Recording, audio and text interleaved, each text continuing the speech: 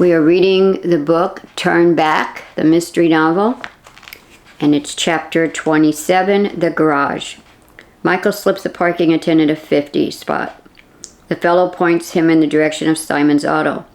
Then he holds up the keys and jingles them so Michael knows to pull out another large bill to hand to the attendant. He casually walks through the parking garage, whistling a bit. The car is locked, of course. He uses the fob and is inside in seconds. No briefcase, no box, no bomb. So Michael goes around to the back of the sports car. He carefully opens the trunk. Bingo, he whispers. Slowly, Michael realizes there are 2 bombs in there. He has to wonder why. So what do we have here? Simon, what are you up to? 2 suitcases. Why 2? He steps back thinking and looks around. Michael realizes it's too dark to investigate the suitcases safely in the parking garage, so he gets out a small flashlight to inspect the cases. And this one has red tape. Why is this one marked? Not sure who might happen by, he starts to grab up both suitcases by the handles and carry them off. 2, he's not certain of Simon's condition and if he'll recuperate quickly and want to use his vehicle. Sweat instantly beads up on Michael's brow, and he rethinks his idea. This is definitely not my expertise. He decides that another sure way to put a halt to Simon's plans is to simply take off with Simon's car.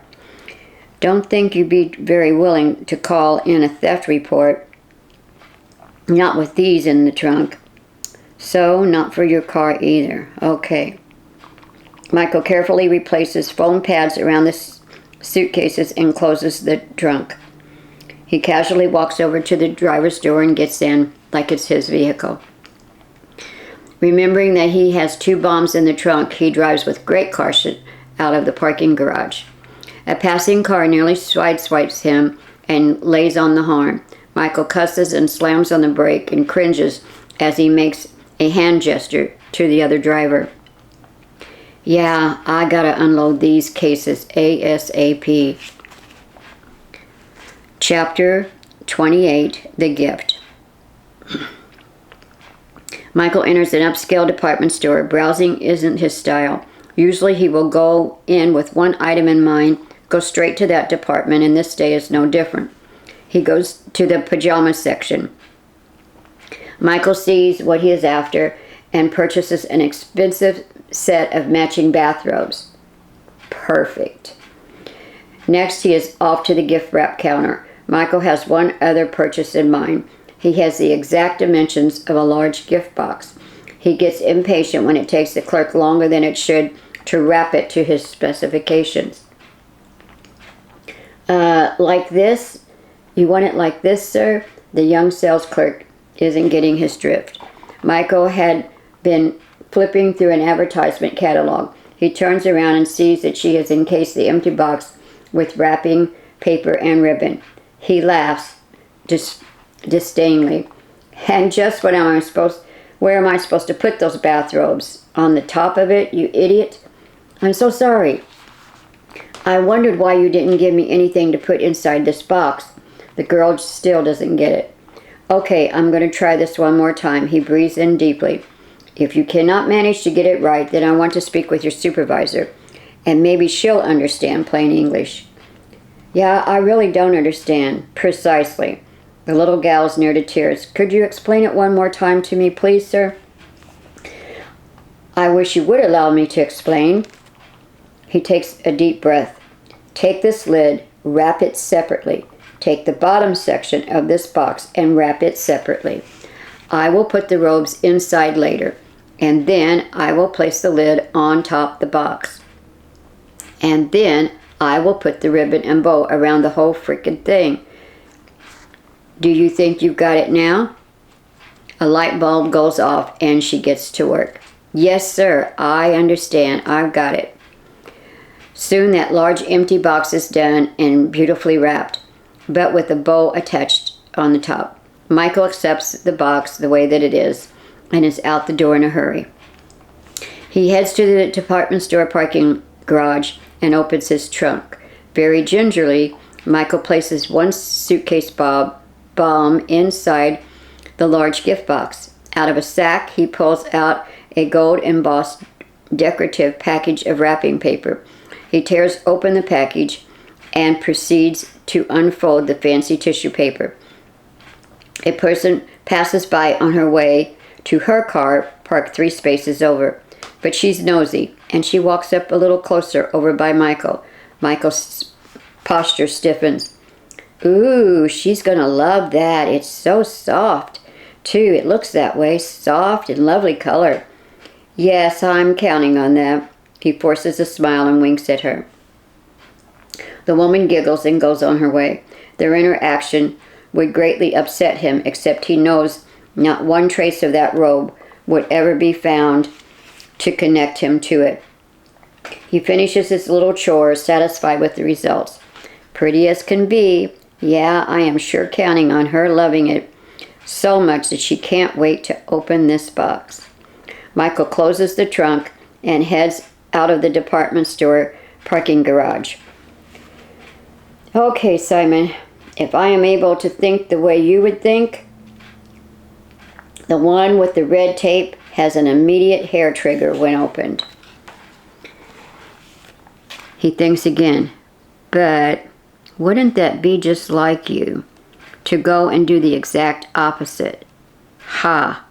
Yeah, one tricky fellow you are. Michael hopes he's right. He begins to sweat again. Vital that I get this right, or it could be all over for me. Sure hope I'm right about this red tape. The suitcase inside the gift box is the one with the red tape. He finds a secluded place to pull over. Michael opens the trunk and then the gift box. Cautiously, he takes the case out of the box. He carefully takes hold of the other suitcase that has no red tape on it. 2 robes go back in with the fancy tissue paper intertwined with the robes. He wipes his brow. Okay, done. Now, if I play my cards right, the remote won't be necessary, and I'll be hundreds of yards away anyway. Michael slips the remote in his hand into a foam case. But just in case, I still need this backup plan. Chapter 29. The Attorney. It's midday as Michael strolls casually into Mr. Levinson's office. He finds a magazine from the stack on the ultra-modern coffee table. Oddly enough, he likes what he sees and inspects the table. The legs seem separated from the glass tabletop, which appears to be suspended in midair. With so many other things on his mind, it strikes Michael funny that his thoughts would be to ask Levinson where he ordered that odd coffee table. He sits back like he hasn't a care in the world, though he's in the attorney's office for a very devious reason. As he flips idly through the magazine, he finds it more and more difficult to remain composed. A woman comes in with 2 brats, and they proceed to nosy around everyone in the waiting room. They invade Michael's personal space while admiring the odd table as well.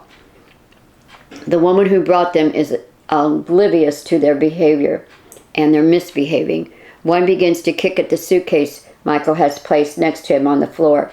He grabs it, swings it around to his other side. Sweat beads up on his forehead. Sit down over there, you little... The woman turns around and glares at Michael at that moment. She sees her children are making a nuisance of themselves.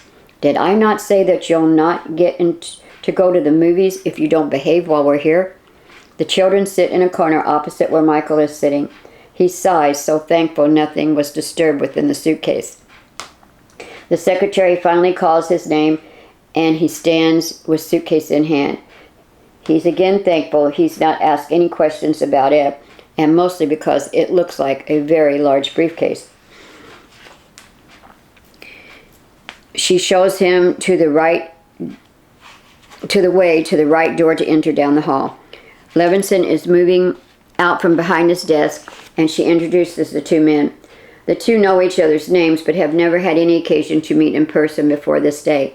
They shake hands. The attorney is curious as to why Michael has come to see him. He halfway sits on the edge of his desk. Levinson figures this meeting is going to be about Donovan Guilford. He gets right to the point. How's it going with Guilford, and what brings you here to see me? Michael answers with another question. Our employer? You're mistaken. I'm not in his employ any longer. Guilford just fired me. I just couldn't get his every wish granted. Every single one I've accomplished for the man, just not this one. Seems it was the most important to him. So I've heard something about that, yeah. New judge in town, so gotta break him in yet. So you're finished with him, Guilford? That is, wouldn't even allow me to explain the circumstances. He's like a raving maniac concerning this custody case over his daughter. Yeah, I've heard about that too. So why are you here exactly? Just wondering if you might need to deliver some of his papers or documents that you still might have on file? I might be doing that. Why? I have a package to deliver to his home address as well. What does this have to do with me? Michael doesn't say anything. He looks down at the suitcase. Levinson follows him with his eyes. They both look up from the case. Michael's one eyebrow arches. The attorney studies his guest, contemplating what this request might be about. Yeah, I lost a big account there when Guilford passed on my services. I could frame him on any number of things, and I guess he's aware of that too. Would sure make up for my losses. Guess I could be called to account for some things in the event that... Yeah, although he's about to kill over dead any day now. So, would you even have time to collect if you did decide to bribe him? With all the receipts that you have? What can they do to a dead man? That's the thing. Good point there, Michael. Still, I'd sure like to get even with that. I thought you might say that. And since lawyers are shrewd businessmen, first and foremost. So what's this package worth to you? Levinson points downward to the suitcase. Michael laughs. How much does a high-class lawyer like yourself charge for a delivery service? There's no response from the attorney. He crosses his arms and waits for Michael to initiate the terms. Michael's sitting there anxious, not sure what Levinson will decide to do, or if he will decide to make the delivery.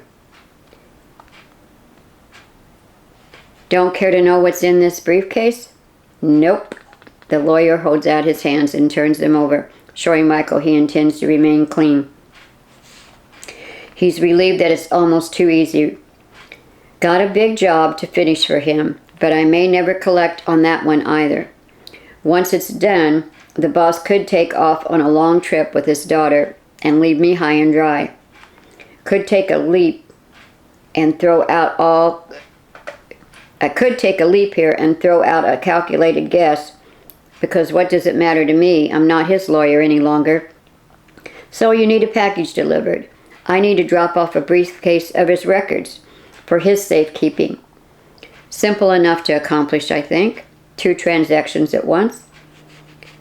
How does 10K sound to make one last visit up to his penthouse apartment? The lawyer sits there staring from Michael to the suitcase. Michael notices his reluctance. It's cash payment. Cash payment? Certainly. Is there any other way to do business in our business? Michael pulls out a fat envelope stuffed full of smaller bills. Levinson takes the envelope, gets up, goes to a safe located behind a picture and puts it inside. He spins the tumbler on the safe and the picture goes back up against the wall and he adjusts it neatly. Just one other thing. This needs to be delivered with another package that is going to be delivered. And nearly simultaneously, just minutes before actually. Very important that it goes down that way. So that way, No one will ever know which one. Well, let's just say we'll both stay clean that way. Levinson becomes perturbed. There's more he needs to be let in on, and he doesn't like not knowing all parts of the plan. He already took the money, though. He's stuck now and has to comply. Okay, explain. The missus, Chelsea, very nosy sort, counting on that big time. She's into gifts, too. Counting on that, too. Donovan showers her with gifts. Will be curious as a cat with 2 deliveries coming at her door simultaneously in the same day. Now, they'll receive a gift box at 3 p.m. tomorrow. If you happen to be around there at 2:45, no later, and drop off all those papers, those files, as Donovan, you say, required of you to do, and leave that other briefcase, that can be arranged. The happy couple should be there. He's out of the hospital, recuperating from surgery. Where else is he going to go right now? Right. Levinson remembers his encounter with both the Giffords at the hospital. If not, we'll have to make it another day. It won't be easy to roll that snowball back up that hill. Understood. Do not stay around and talk. I can't stress this enough. I see. Especially when the gift box arrives. You really should plan to be long gone from their penthouse by then. No chance he'll want to socialize. I sure don't want to. I won't even be invited in, I don't imagine. Now, if I may have the briefcase you will be placing all these documents into, I assume it's sizable? Yeah, of course. If it needs to be, it can be, yes. Levinson walks into a spacious closet and produces a file tote. It's just what is called for in that situation. Michael smiles when he wheels it out. Perfect. Levinson places files of Donovan Guilford's records deep down inside the tote. He has to laugh as he does so. Michael is confused as to what strikes him so funny. So, what you laughing about? What's so funny, if I may ask? Just dawned on me. You're paying me to do myself a big favor. The loss of these papers will completely exonerate me, eliminates any connection to him and his covert activities, if his estate is ever investigated. Glad to oblige. Wait, does this mean you consider doing this little errand free of charge? Ha! Not on your life. If I'm reading between the lines correctly, it's my life on the line here. Now Michael laughs. You catch on real quick. Michael double checks the suitcase, makes sure that plenty of documents are placed on top of the suitcase bomb. Handle with care, and I mean that. Again, understood. They shake hands like they're merely decent businessmen doing a normal transaction. Nice doing business with you, Levinson. Same here. Perfect timing. Are you planning a trip? How'd you know? Just a guess. They both nod to one another, and without another word, Michael leaves.